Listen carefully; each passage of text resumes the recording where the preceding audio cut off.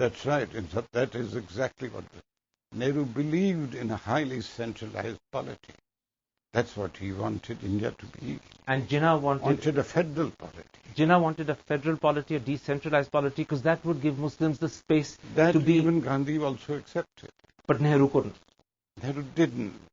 Refused to.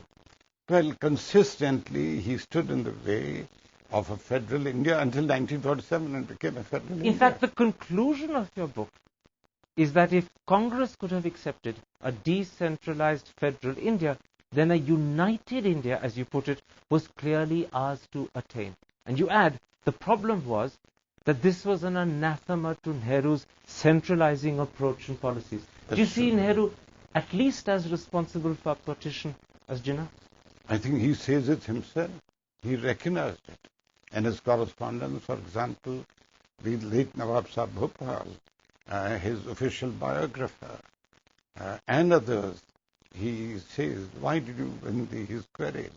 These are very moving. His letter to late Nawab Sahib Bhopal is a very moving letter. You're saying Nehru recognized that he was as much of an obstacle? No, he recognized his mistake. Afterwards. But today, Nehru's heirs and Nehru's party will find it very surprising that you think that Nehru was as responsible for partition as Jinnah. I'm not blaming anybody. That's just the truth. I'm not assigning blame. I'm simply recording what I have found as the development of issues and events of that period. So when Indians turn around and say that Jinnah was, to use a colloquialism, the villain of partition, your answer is that there were many people responsible. To single out Jinnah as the only person or as the principal person is both factually wrong and unfair. It is. It is not borne out by events.